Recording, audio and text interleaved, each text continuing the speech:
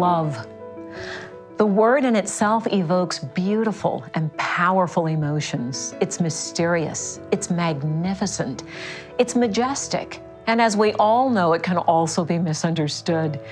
It's as essential to our well-being as the air we breathe. The words, "I love you," when spoken from the heart, can bring us the greatest sense of joy we could ever experience. Love is the most sought after and also the most transforming force in life. Millions of men and women are on a quest for deeper, more lasting partnerships. This relationship renaissance is being inspired by the wisdom teachings of the world and leading relationship experts. We'll be listening to Catherine Oxenberg. The relationship skills that I had depended on that got us to this place no longer were working. And Casper Van Dien. Because I was in a lot of pain and a lot of denial, and I know that I was trying to make everybody think I was this great, wonderful, amazing man, and I wasn't. Deepak Chopra, Marianne Williamson, John Gray, and so many other profound thinkers and teachers. Learn about the different kinds of love: false love, true love, unconditional love, sexual love, spiritual love, love that teaches you to learn and grow, love that transcends space and time, love that will allow your soul its full expression.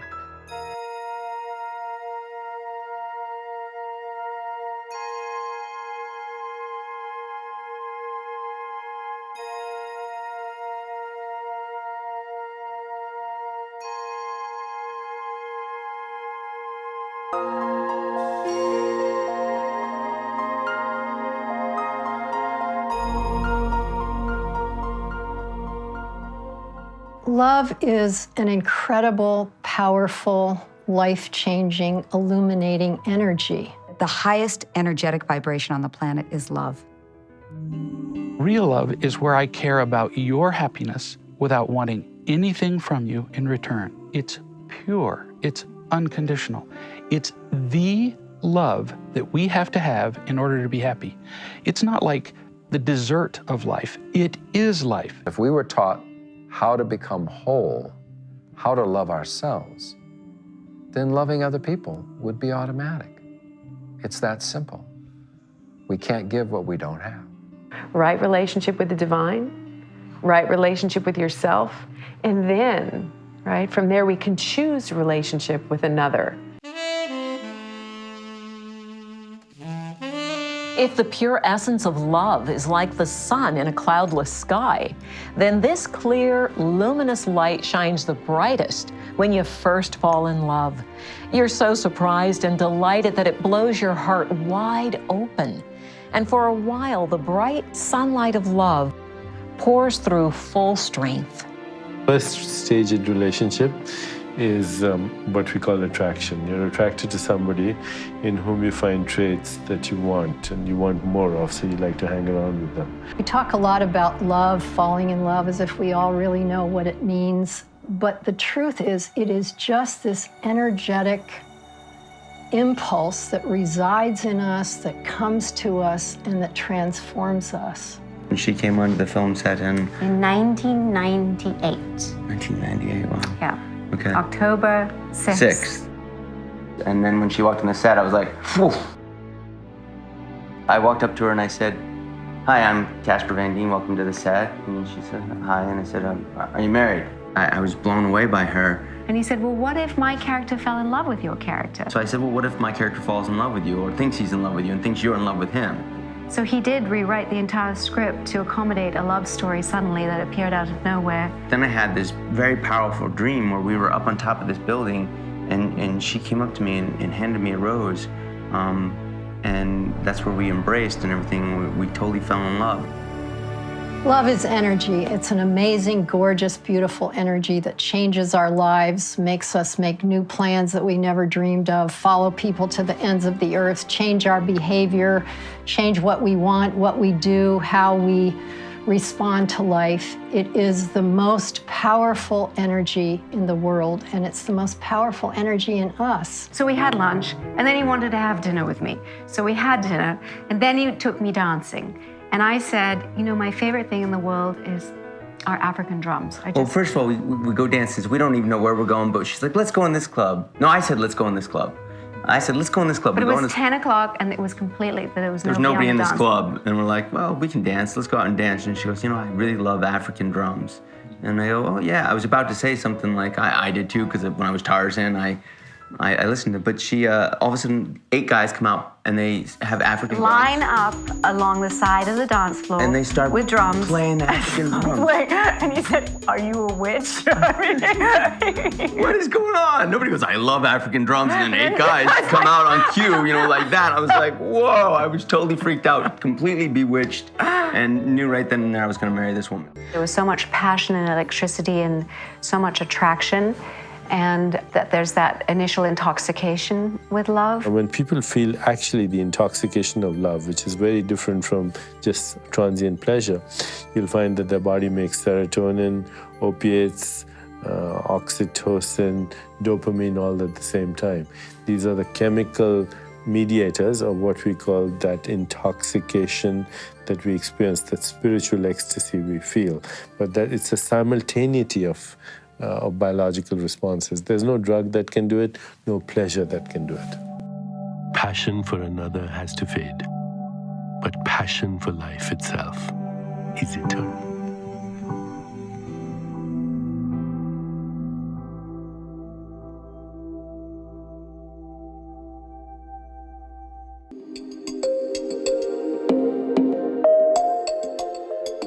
The less you demand total fulfillment from relationships, the more you can appreciate them as a beautiful weaving together of absolute and relative, perfect and imperfect, infinite and finite. You come to appreciate more fully the simple, ordinary heroism involved in opening to another person and forging real intimacy. True intimacy for me is when I can sit and look into the eyes of my beloved, whether it is my wife, or whether it is my guru, or whether it is my child. And I feel that deep connection without need. We should be able to have deep connected relationships that do not always feel good, and where the other person has the opportunity to disappoint us, not do things perfectly well. Because in that space is where you intimately get to know someone. In the process of revealing who we are to them, we also reveal that to ourselves. So intimacy is not only letting someone else get to know who we are, but us getting to know ourselves. As long as I'm engaged in profligate sex, as long as I'm out, hooking up and just having a good time, well, that may not kill me, but it prevents me from having the experience of being loved unconditionally, a love that I don't earn. Intimacy is not of the body. And anybody who's tried to use sex as a substitute for communication rather than as an extension of communication knows that. You can't create intimacy out there. Real intimacy comes from a place where we can be authentic, and you can't get that in those outer realms. Intimacy really comes from being willing to be totally transparent, to really be completely yourself and to be able to receive somebody else completely. Intimacy is when you totally lose your ego in that relationship, where you feel defenseless, you have nothing to defend, no point of view to defend, where you expose your vulnerability, where you go beyond time into a timeless awareness, where you're totally natural, and where you allow. There's no manipulation, there's no control, there's no cajoling, no convincing, no seduction. Then you're intimate. Having Catherine see me as no one had been able to see me before, completely just tore at my soul and was ripping me up inside, and more feelings and expressions came up than I was aware of, and some of them were really dark and scary and frightening, and some of them were really sexy, but I'd been seen for the first time in my life, and I don't know how prepared I was for that, but I knew there was more to this than anything I'd been involved with before. If I really want to be intimate with you, what do? I tell you the truth about myself. I tell you about my fears, my flaws, my mistakes, my concerns. In other words, I share with you who I really am, rather than simply telling you what I want from you or what's wrong with you. That isn't going to work, is it? When we talk about intimacy and we talk about knowing oneself, we could generally put that out there and say, oh, well, you should know yourself better. But there's a process in knowing oneself.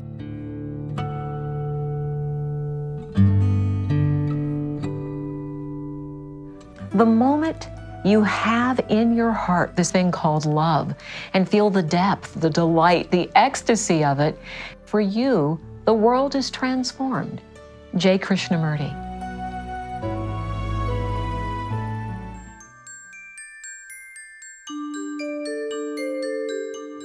Recent research shows that if you measure women's stress levels during their workday, they're twice as high as men's. If you measure women's stress levels when they come home, they double again. Women are under more stress than ever in history, and men are wondering why she's so upset. I remember as a young cardiologist, I was quite amazed to realize that most of the drugs I was prescribing in cardiology were blocking the stress hormones. So at the end of the day, when I was looking at my medications, I would say, gee, I'm giving aspirin to block blood clotting. I'm giving medications to lower blood pressure. I'm giving medications to lower cholesterol, which is also raised when we are under stress. And I'm giving medications to prevent arrhythmia. So most of the medications I was giving were to block the stress hormones. So I thought, well, maybe we need to medicate and meditate. But for a man, the workplace is an environment which has to do with urgency and emergency and stress. And men's bodies are designed to cope with that very effectively. There's a hormone called testosterone. Whenever there's a problem that needs to be solved, the more urgent or demanding it is, the more testosterone gets released. For a man, testosterone lowers his stress levels. So he ends up thriving by solving problems. For a woman, she can be in that same environment. She feels good about herself. She feels like, I'm real confident, I'm capable, I feel good about myself. Testosterone's being released. But in a woman's body, testosterone doesn't lower her stress levels. It's another hormone that lowers her stress. And too much testosterone will actually raise a woman's stress levels. So women have to find this balance. Well, what's the hormone that women need? It's the hormone called oxytocin. We know about the good hormones like DHEA and also oxytocin, which is the cuddle hormone. This is the hormone that allows for the letting down of mom's breast milk to a baby. This is a hormone that's been associated with male and female bonding, bonding of people, friends, and so on. On the other side of the coin, we also have stress hormones.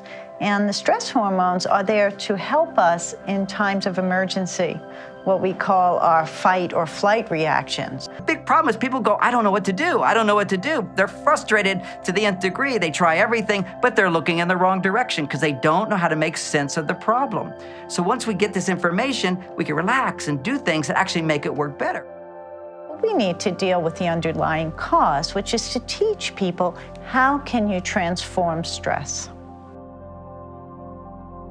What lowers the hormone cortisol, the stress hormone for women, are activities that are nurturing, that are based upon friendship, that are based upon mutual caring, that aren't having to do with urgency and emergency. She's working because she loves what she's doing. Now, if a woman can go and work for money and also love what she's doing, then she can produce the oxytocin. So women have to become aware of this to start balancing their life with activities that stimulate oxytocin. And what are those activities? Often they're the last things that women will do when they're feeling stressed. I believe we process everything through our heart. Our feelings come in through our heart, not through our brain. And so everything that we do, whether we take a deep breath, whether we meditate, we're experiencing through our heart center. And so to me, the heart is actually the sacred organ. Beauty is not in the face. Beauty is a light in the heart. Kahlil Gibran.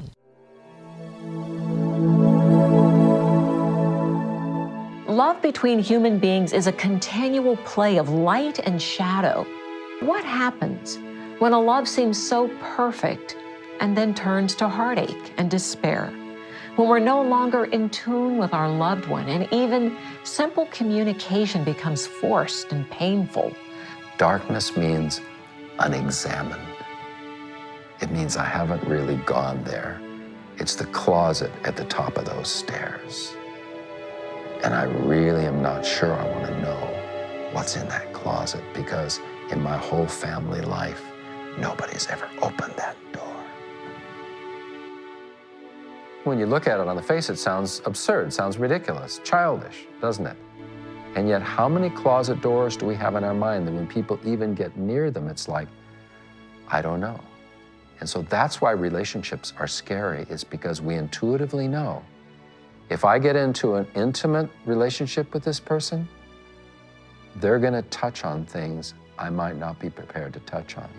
One of the first things I recommend people do when they actually identify a partner that they think is someone that they want to go down the path of relationship, not just any old relationship, a real partnership, is to work on the shadow material. It's the most scary, and it's the stuff that rears its head that ultimately sometimes dismantles a relationship quicker than anything else.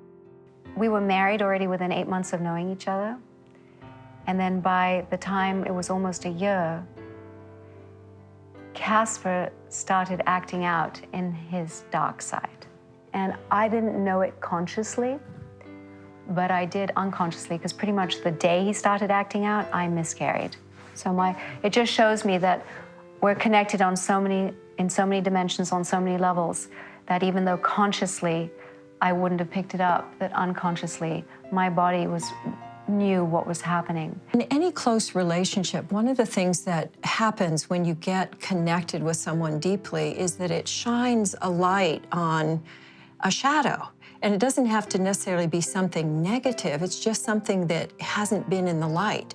It's like opening a closet that you haven't been into for years and years, and things spill out.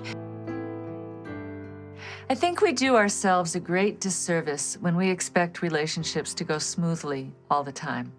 And there is a myth out there that when you fall in love forever, and it's supposed to be roses each day, and there's something terribly wrong when you get to a point in your relationship where it's not roses, where it's not fun. Before we can become a clear channel through which love can freely flow, the ways we are wounded must come to the surface and be exposed. When he sat me down to tell me that he had cheated on me over a 2-year period multiple times, and I was 8 months pregnant, I don't think I've ever experienced that much pain as an adult. My heart broke. And I go, I can't do this anymore. I'm completely in love with this woman, and I'm destroying her, and I'm being everything that I hate, and it's getting more compounded. And I go, and I went, oh, as soon as I tell her, I've completely lost her, because I know who she is. I won't be able to be with her anymore. She won't want to be with me anymore. And is there a way I could do this without telling her? And I go, there's no way I could do this without telling her. There's no way. So I said, well, okay, well, I'm gonna sit her down. I sat Catherine down, and I said, I'm gonna tell you, everything you said is 100% correct. I was an unfaithful husband. I was terrible, and every intuition you've ever had is completely right. You're the most powerful woman I've ever met. I want to give you that back. I want to give you your power back, because you deserve it. She yelled at me, kicked me out, I was gone. When I look back over when we were married, I knew that there was something wrong. I knew that there was something strange about his behavior, that I didn't want to write it off as just immaturity, or that he was incapable of a certain level of intimacy, or he would withdraw, or he would find excuses and arguments to go off and sleep somewhere. But because I was in so much denial, I didn't know that all those signs were broadcasting that he was a sex addict. I hadn't a clue. His history was that he had never been faithful with anybody. And he thought because the love that we had was so strong that he he didn't need to talk to me about it. It would just maybe not become a pattern with us because it felt so different with us. But unfortunately, if you don't clear things up, it's really hard to sweep them under the rug. Part of the function of a relationship is that you get a chance to look at something that you got into relationship to learn about with this person. And if you're willing to learn that, then you can really keep deepening your love and shining the light on those shadows. If I use sex to fill my emptiness and I use it in a compulsive way, because every form of imitation love becomes an addiction.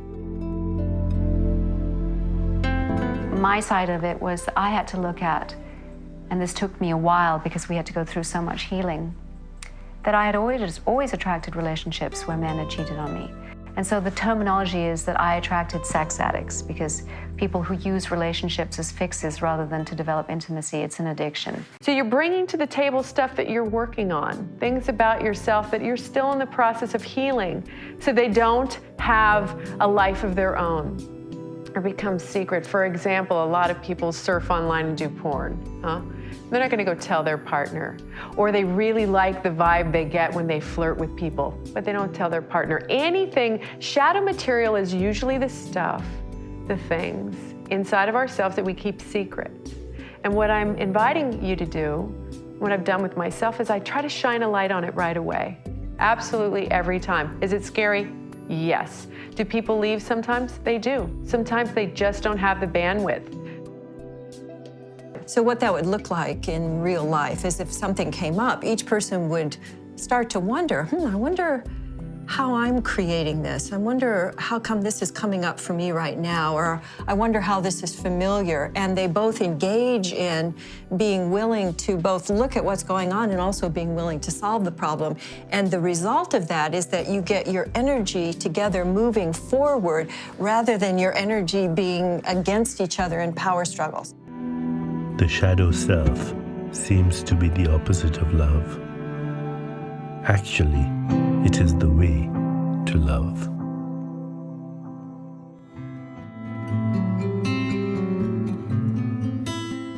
Trust and love are as tightly intertwined as strands on a rope. And when trust is broken, love is diminished and damaged. But when trust is diligently maintained, love grows stronger and stronger. When you fully trust your partner, when there is no need for suspicion of any kind, you can have one of the greatest prizes in the world, inner peace. Yet learning to forgive is another key element toward helping us to find lasting love. For as we all know, to err is to be human. There's a fallacy that says, okay, we're in love, now we're going to trust each other, as opposed to saying, trust itself is a journey. You are a man of your word. You are a woman who is consistent in how you respond, and so therefore I can relax. And everything we do within the chambers of intimacy either brings us more and more to the place where we can trust, or gradually kind of erodes our trust and takes us away. The secrets of this, the love that's worked for me in this relationship, is probably being true and honest with yourself so that you can be true and honest with your partner. The honesty might be I come to you the next day and say, I love that you push my buttons and are willing to work on it with me. And at the same time, I feel like we never get calm enough and safe enough for me to kind of relax. And so I'm ambivalent right now. That's where I am, right? That would be the truth. There's nothing like being honest and taking responsibility. Is the best aphrodisiac in the world, really, if people only knew. One of the greatest secrets to love, learning how to really love unconditionally or love for no reason, is learning how to forgive. When we forgive, our hearts open up. When we hold on to resentments, our hearts are just tight. They're shut down. They're closed. We can't even receive any love in. I wanted to forgive him, but the fact that it took me 7 years to be able to say wholeheartedly, I forgive you, was an anomaly to me because I didn't realize that it was so hard for me, that I was such an unforgiving person. We've all heard a lot about the role of forgiveness, the importance of forgiveness in relationships. You know, you just have to forgive and get over it and get on with life. And yet we all know that that's an incredibly difficult thing to do. It's easy to say, but it's a very difficult thing to do because forgiveness is always required when we've been deeply wounded. Over many, many years of being in relationship with my wife for over 24 years that I found real love. It's as though my heart's been broken several times. But it's when you come back and forgive your partner and you're falling in love again with someone who you've seen their mistakes, they've let you down, they've disappointed you, and you're able to fully open your heart to that person again. That's what real love is. Forgiveness is essential to love. If you perceive someone has done something wrong, you carry it unless you forgive them. So it doesn't matter what they're doing, you're carrying this weight around. So forgiveness is really ultimately for yourself, and it lightens the relationship up to forgive easily. When you stay in a place of guilt or anger or frustration because you've been hurt and you cannot forgive, you will stay at that frequency. And I believe that forgiveness always is possible when we open the frame of the experience. And what I mean by that is we take it out of the context of the moment and of our own pain, and we start asking a bigger question. Who is this person that wounded me? What were the circumstances in his life or her life that delivered this person to the place where they could unthinkingly hurt me? Forgiveness is amazing. It actually changes the chemistry of a relationship, changes it from bitterness to sweetness, from stale to something that's suddenly alive again. I think one of the important things with relationships, of course, is to be able to communicate, to be able to speak from the heart, to be accepted for who we are, and to be willing to change. And most importantly, be willing to forgive.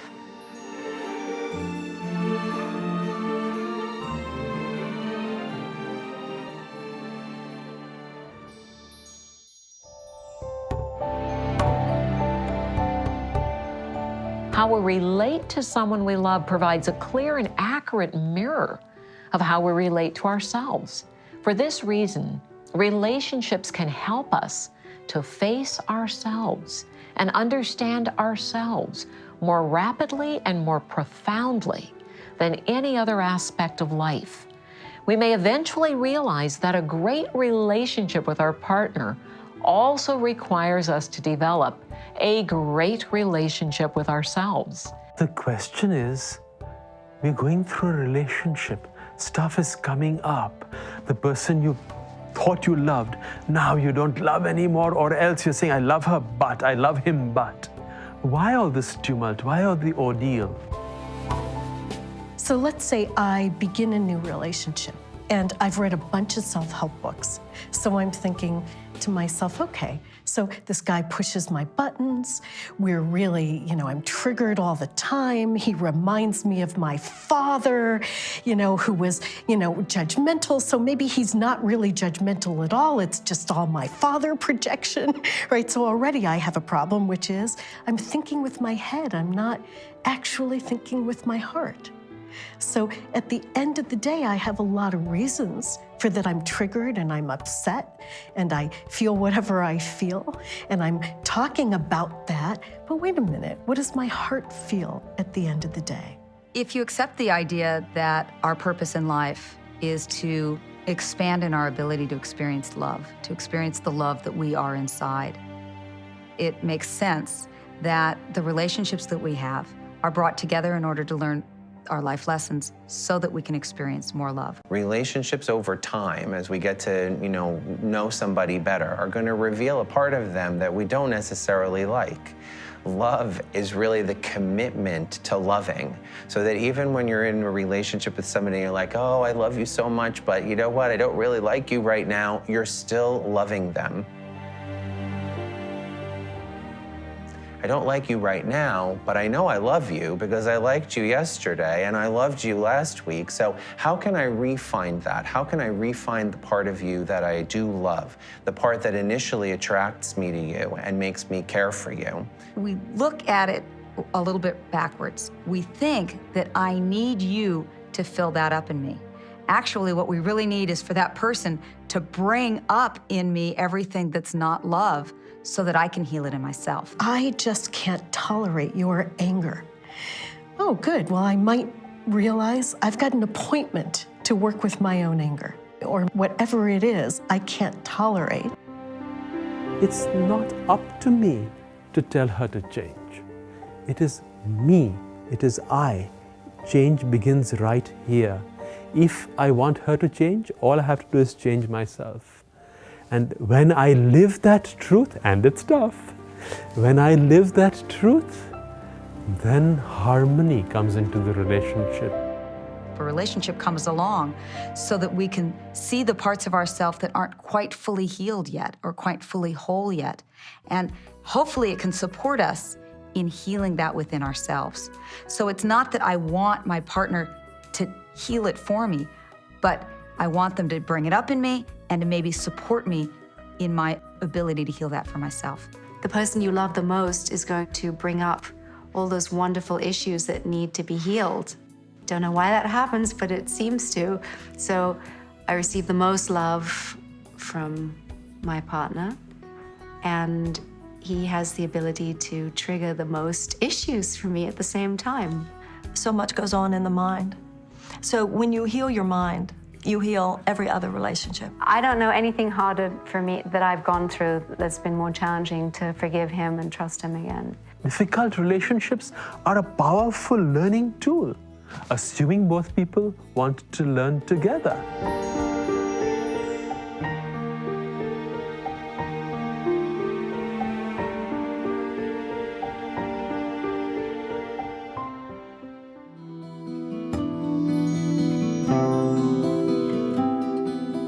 We need intimacy as much as we need food and drink, but there are illusions being marketed to us suggesting that instant gratification of our sexual desire will fulfill our deepest desire for intimacy. The world of internet dating, texting, and sexting taps into this basic need and makes it blurry, and we can mistakenly seek intimacy and have sex too soon. There are very few external supports and guidelines for relationships today, so we have to figure out how to create sane, healthy, alive relationships. But in many ways, relationships have been like love in the dark for thousands of years, and now we're beginning to bring light and consciousness to an area that has never been conscious before. The spirit has a very fascinating aspect of itself that we are losing in this culture. And the spirit works through feeling. Love is a feeling. Love is not a thought. Love is a feeling. And so therefore this feeling takes time to integrate, takes time to be felt. The soul communicates through feeling. The soul needs time to feel each situation. It needs time to feel. And when we do things very, very quickly, we are not allowing the feeling component that the soul needs to bring the energy of love into that situation. If you're going to pick up a magazine that tells you, 10 ways to reignite, blah, blah, blah, if you're thinking that that's your guide, then you're still dwelling at a pretty immature level of conversation about love. There's two great lies that pertain to men and women on the American love scene. The great lie about women is that it's how young and thin they are that matters more than anything else. And the great lie about men is how successful and how ambitious they are. Now, once those are your values, where can love even fit in? In the absence of sufficient real love, we go looking for whatever will work. And imitation love, it's exciting. I mean, the sex, the flattery, the fun, the entertainment, the excitement. I mean, it's an adrenaline rush. It's so exciting, in fact, that we've come to believe that that's love. It's like, if you want to compare it to 3 dimensions, it's a 3-dimensional kind of love. But when you add to that profound, unconditional caring for each other, oh, you've added an entirely different dimension. Third dimensional love is conditional, and I have to be perfect. And so if I don't look perfect, he's not going to love me anymore. So many women think that they need to look like the cover of Cosmo magazine in order to attract the right man for themselves. So they spend all of their energy making themselves look a particular way. But the truth is, we attract from the authenticity of who we are. The more we are true to who we are, the more we're able to attract what we really want into our lives. Society is basically confusing the second stage, which is also infatuation. That's why relationships are about as long as video programs, because that's how we convince ourselves is how long they should last. But moving into this, fourth dimensional field of love, he's loving the being that is me, and I'm loving the being that is him, and it's what's coming through me that is so beautiful that really, I think that it doesn't matter so much the way I look physically. People who really love us keep on loving us, even when we are not loving ourselves.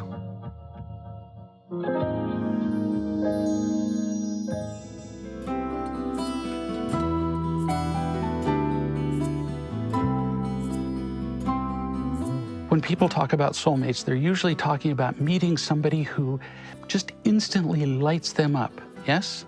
So I look across the room and I see a woman and I go, and I bump my buddy and I say, I think I'm in love. She's my soulmate. Is there anybody here who actually believes that when a guy does that, he's saying, I have suddenly fallen into an unconditional concern for her happiness? Oh, please. What he's saying is, she satisfies my needs. And we can actually assess that pretty quickly. Within seconds of a conversation, we can determine whether somebody is more or less likely to flatter us, do what we want, sexually entertain us, make us feel safe, whatever. That takes moments. And when we find somebody who gives us all of those superficial needs for imitation love, we tend to call them soulmates. I'm a great believer in the concept of soulmate. First of all, I love the word itself. Not just a mate. In the animal world, there are mates. And not just a soul, someone with whom you only have an ethereal, disembodied connection. Soulmate. It's the union of the physical and the spiritual. It's someone with whom you have a passionate carnal life and someone with whom you have a deep, spiritual, intimate connection.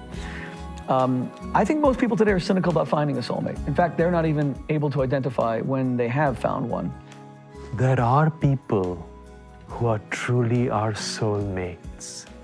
And the reason for a soulmate is not so that, yay, we come together and we're all happy now. The reason for a soulmate is evolution. The reason for a soulmate is that person helps me to grow. The reason for a soulmate is that that person helps me come more in contact with my own divinity. There is nothing more primal, more important, and more necessary than coming into union with your own soul.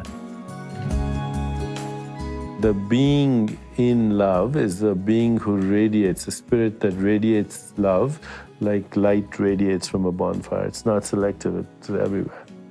Suddenly my heart opened and I felt all of this radiance coming from my heart towards him. And I looked in his eyes and I flashed on all these other lifetimes where we had been in love and we had been together. So it was like my soul was remembering his soul, and I had tears streaming. I was trying not to cry because we were filming, but I had tears streaming down my face. And I said to him, do you remember? Do you remember? The soul gives us unlimited love / unlimited energy. It's the unconscious hunger for the human form to fuel itself. It's a survival mechanism. And as we live more and more in our minds, we live more and more from survival. When we live from our hearts, we begin to free our bodies to actually have unlimited light energy, unlimited energy itself, and therefore unlimited love.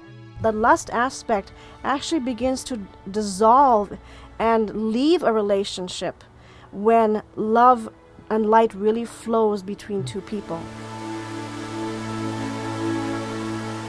The soul is something that's transcending lifetimes, and when we find someone that we're soul mated with, we're actually meeting somebody that we've gone on this journey with before, somebody that we are compatible with, and as we reconnect with each other in a specific lifetime, like a present lifetime, we reconnect with where we might have left off, what it is that we had agreed to accomplish together. And we know those people when we meet them because we have a very strong, wow, I know you, I can feel like I'm really connected to you. And when that's positive, when that connection is a happy, positive connection, that's what I think we're talking about in a soulmate connection.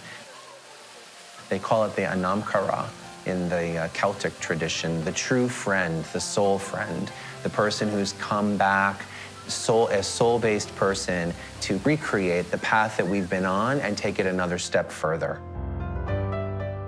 Now those are the souls who are mated together. That's what they usually call soulmates, because their energies tally, their body chemistry and language tally, their horoscope tallies, and therefore they are soulmates.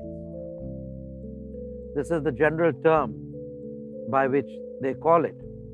If they tally further, they call it twin souls. Now here we are going to a higher state of harmony between these two spirits which are embodied in the soul. You're sent here to cultivate love, and your ultimate soulmate is really someone that reveals to you what is blocking love. And so your real soulmate is going to show you your shadows, the ego, the emotions that you run away from. And I know we all give the illusion that if we just have that perfect person, but you can't attract that perfect person unless you're perfect. When in heaven you discover we're all soulmates. Everybody's a part of the one. We're all connected to the divine. But in the course of that, there becomes what's called a twin flame. People with the same purpose and drive and ambition to achieve divinity on this earth, to express love, to express compassion, to express forgiveness. And in the course of that, two people coming together set goals to achieve, to express, to grow in business, to grow in love, to grow compassionately together to achieve these goals. This is what strengthens and makes soulmates into twin flames, and what really focuses the place where two people in love should go.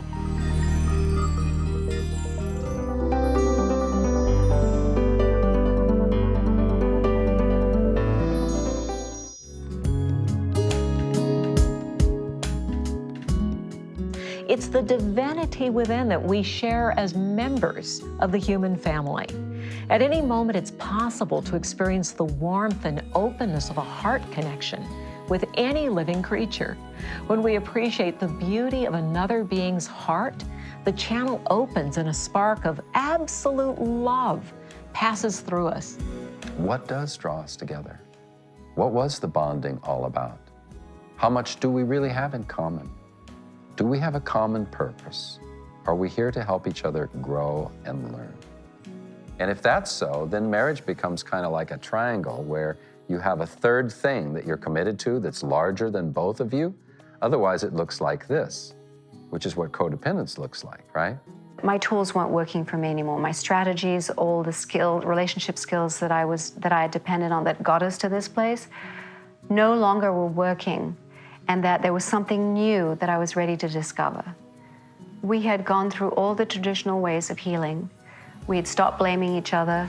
We were taking responsibility for forgiving, for forgiving each other, forgiving ourselves, and yet still we were stuck in some dynamic where I knew that we weren't expressing and experiencing the deepest love from each other.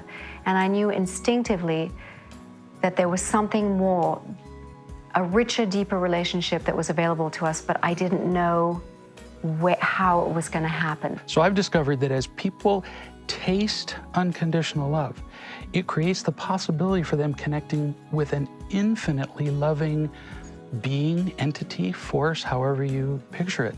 It'd be like me trying to describe to you, you come from another planet where there's no water, none. And I'm trying to describe an ocean to you, impossible.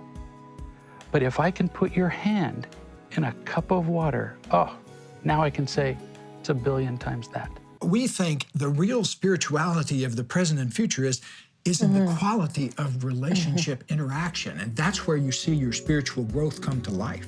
And the real key to that is your willingness to learn from every relationship interaction. So that's really a wonderful avenue into creating this space between where this whole new entity really evolves, which is the relationship, and how that relationship allows you to co-create together in the world. And I really think that's the new frontier. Spirituality for me plays a huge role in relationship because, first of all, I see my marriage as a gift from God. And I feel like I can experience God through my husband. And I believe that a marriage is sacred. So everything about my marriage is spiritual.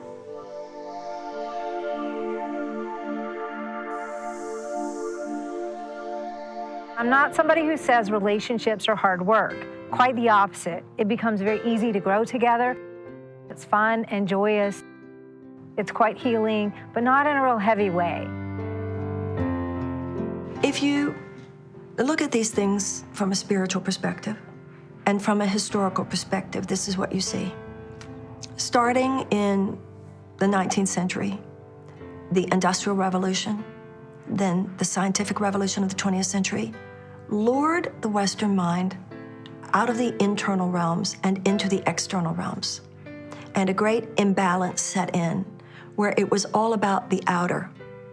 And so from a spiritual perspective, the reason we are anxious and the reason we are all those negative things that we feel sometimes is because we have lost conscious contact, which is what it's called in Alcoholics Anonymous. We've lost a deep sense of connection to the inner life, to the Spirit of God within us. The ultimate state of love, which I'll call big love, a person experiences when they are completely in a state of oneness with life. There is this feeling of connection to the divine, whatever you would call the divine for you, where you're in the flow. Your heart is full and open. You feel very present in the moment. There's gratitude. There's an easy ability to forgive. There's a desire to just be kind.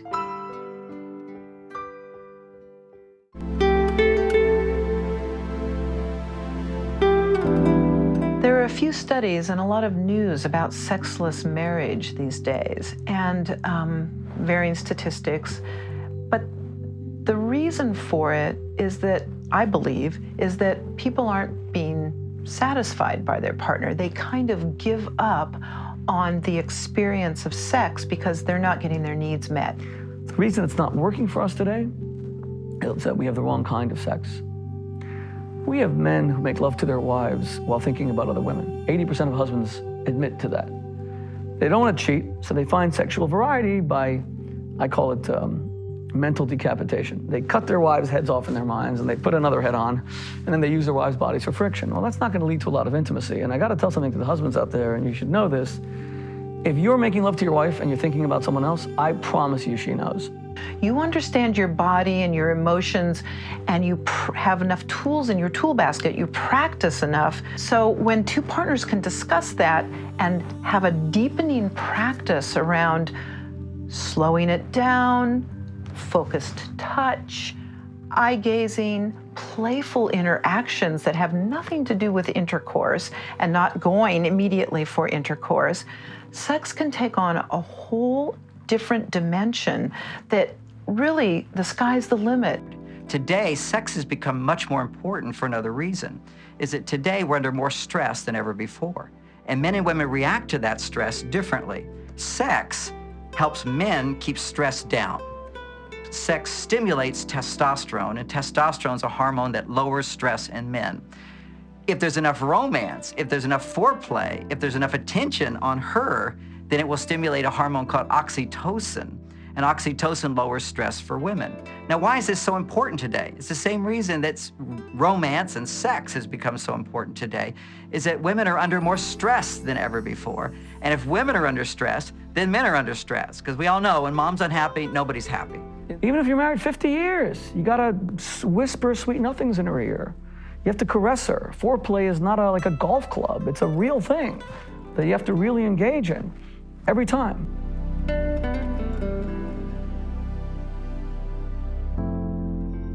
So many wives are left so profoundly sexually dissatisfied because of impatient men who are very selfish lovers.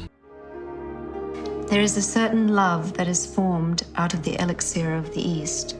There is a certain cloud impregnated with 1,000 lightnings. There is my body. In it an ocean formed of his glory, all the creation, all the universes, all the galaxies are lost in it.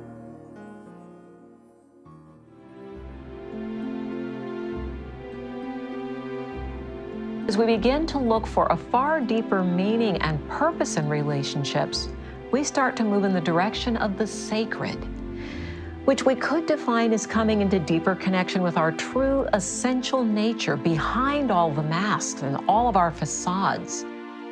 When two partners join together in awakening and honoring the presence of the sacred in their life and present themselves to each other in all their imperfect authenticity, this can serve as a binding force, providing direction, meaning, and purpose that will continue to unfold over a lifetime.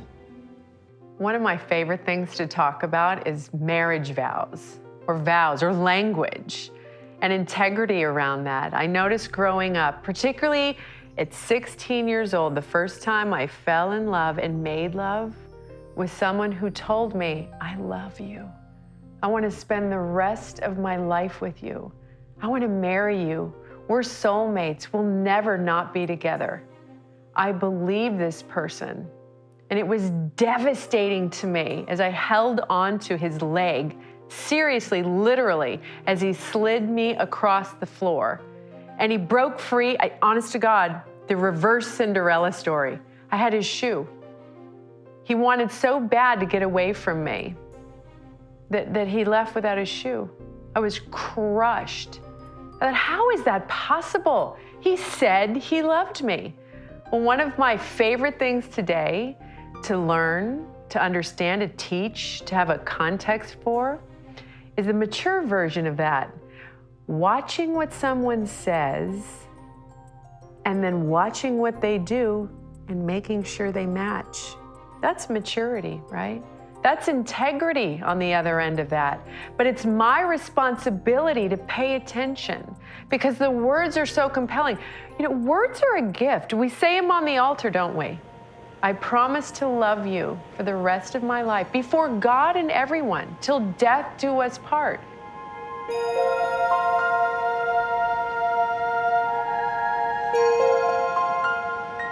I see couples every day in counseling who initiated their relationship on the basis of either sex or sexual attraction, believing that that was the real thing. But it turned out that it was a substitute because as soon as anything went wrong, poof, their relationship fell apart. That would be what I would call imitation love sex or unsacred sex, whatever phrase you like to use. Whereas if two people feel unconditionally loved and are unconditionally loving toward each other, sex then becomes a delightful addition to the relationship instead of the foundation of it. Lust is a desire that comes from the human pelvis. Analysis or reason comes from the human mind. Love comes from the heart. So when I feel lust, I know that I am not loving. I'm coming from my pelvis. As long as there is lust, there cannot be love. Lust is never love. Something happens to us when we merge without integrity, when we merge without really being connected to our soul. We feel empty or ripped off. Here's a great litmus test, if you will, for knowing the difference between sex and sacred sex. When you're done being sexual with someone, do you feel better about yourself, intact and secure? It's a good one, secure. Or do you feel insecure or empty over on the other side? Sacred sex leaves you feeling intact. You feel whole. You feel contributed to, and it has a lasting effect. Whereas just sex, which is fine, right? We can engage in sex, but typically we feel empty or depleted or lacking, or we want to climb into the person because we haven't had enough. It's more addictive in nature. And I think it's a good distinction to make.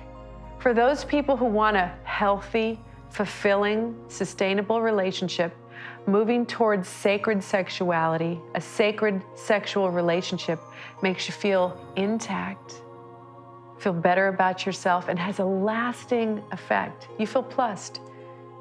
It's a great thing to know. In choosing a partner, we may find ourselves just swept up in romantic love. And that's a beautiful way to start a relationship, but it's probably not sufficient to guarantee the long-term success of a relationship. There, core compatibility matters. You can have certainly differences on the political level, for example, and you've got to give each other room to be their individual person. You got to respect each other's individual considerations and perspectives. If you're going to travel this path together, you really want to have a core level of compatibility. And that includes intellectual compatibility, not on the surface issues of decoration and design. You can live with each other's differences on that level. But when it comes to core perspectives, there you want to have some fundamental compatibility. Issues of religion can be important. Deep cultural issues can be important. But the core thing, at least, that you're dedicated to evolution, to expansion, to realizing the ultimate, that is the key core driving force of life. And on that, I think it is good to agree. Love is when I feel that the other person's needs are more important than mine. Love is when I want you and me to work together to create a greater harmony.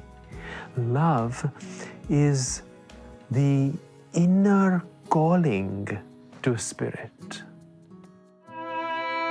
When love and spirit are brought together, their power can accomplish anything.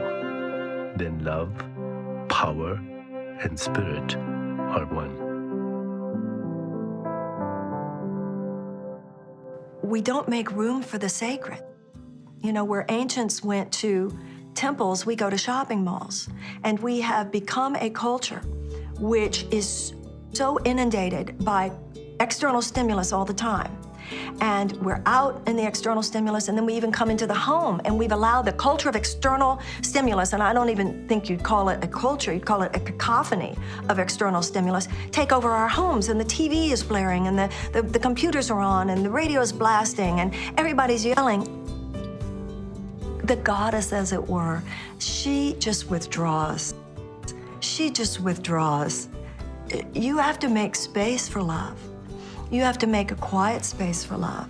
And then within that, it's part of the holiness of relationships that we know that love brings up everything unlike itself. We know that in a holy relationship, we are there to be healed. So by definition, this relationship will probably trigger my wounds and will trigger those places where I'm hurt. And there will be a time and place to discuss that in real love. You can't have fun and have your spirituality be all one thing. That's our problem with thousands of years of programming that sexuality is over here and spirituality is over here. A lot of people, instead of having sacred sex, end up with secret sex. And that's where a lot of problems come from. Love is the highest, the grandest, the most inspiring, the most sublime principle in creation. All human souls, the world, the whole universe, are attuned to the cosmic, eternal harmony of love. Paramahansa Yogananda.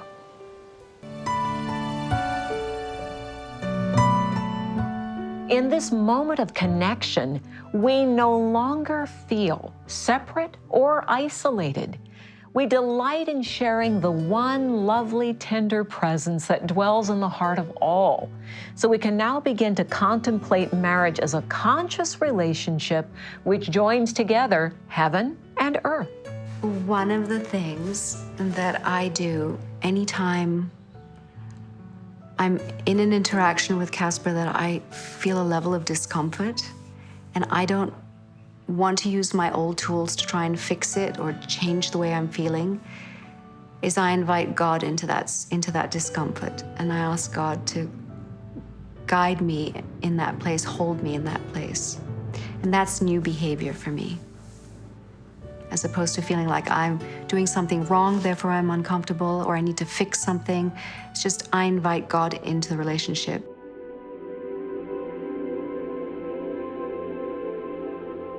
I think the message from heaven is the divine spiritual nature of ourselves is capable of combining with the divine spiritual nature of someone else and creating a heaven on earth. When we meditate with someone, we begin to reweave our connection with God. We invite into the relationship the experience of a mystical third. The relationship to me is an embodiment of the divine, and the three of us weave together so that there's this beautiful synergy. You realize that it's God that brought you together, and it's God who will keep you together in the sense that the experience of God is an experience of something internal. The first love that we experience is the love of the spirit for the form. So when that light energy enters, it comes through the crown chakra and creates a ray of light going through the whole body, and it latches on to the nerves of the body. That is the first moment of love. First moment of union between spirit and body. And then our job after that is to support this union for the rest of our lives, to spread that light, to expand that love from a ray into every single cell. Loving another person is not separate from loving God. One is a single wave, the other is the ocean.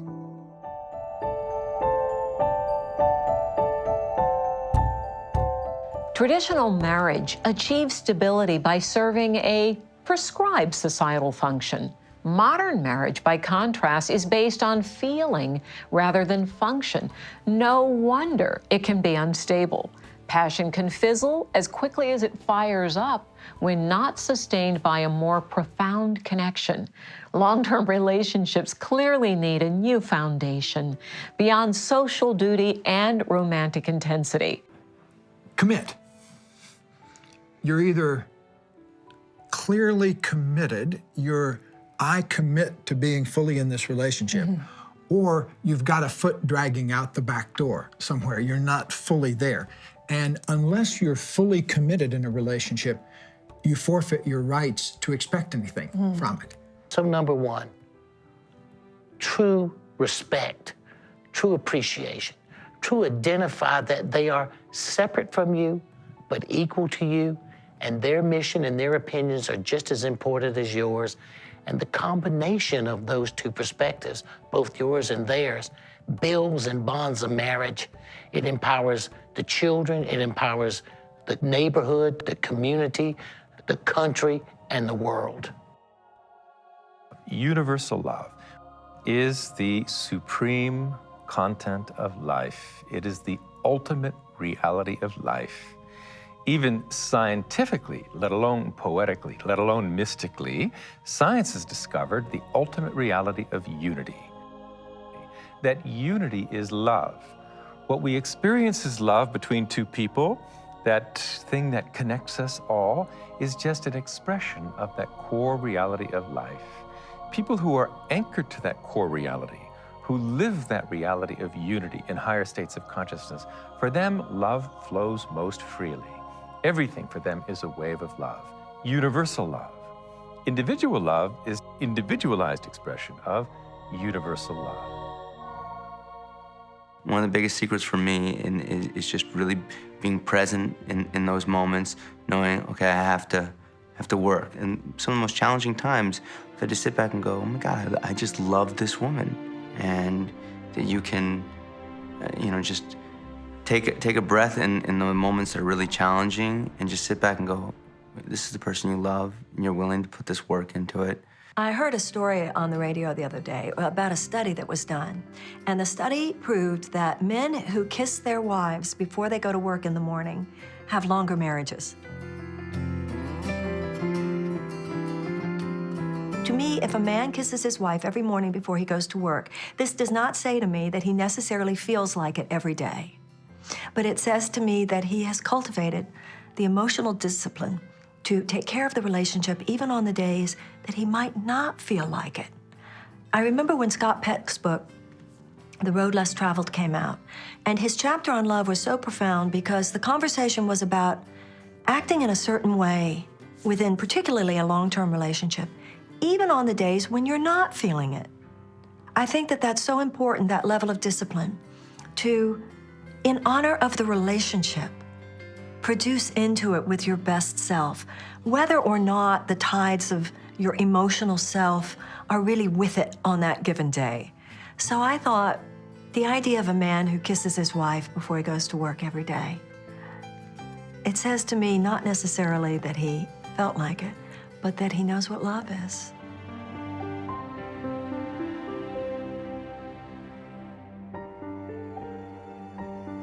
We have to let go of our dream of what the relationship was going to be to receive the gifts of what it actually is.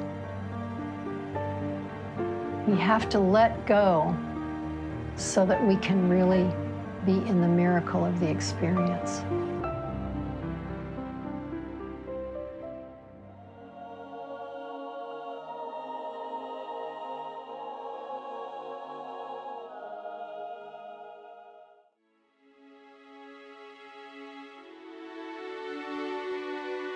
Finally, we've reached the point where we can ask, what is a couple?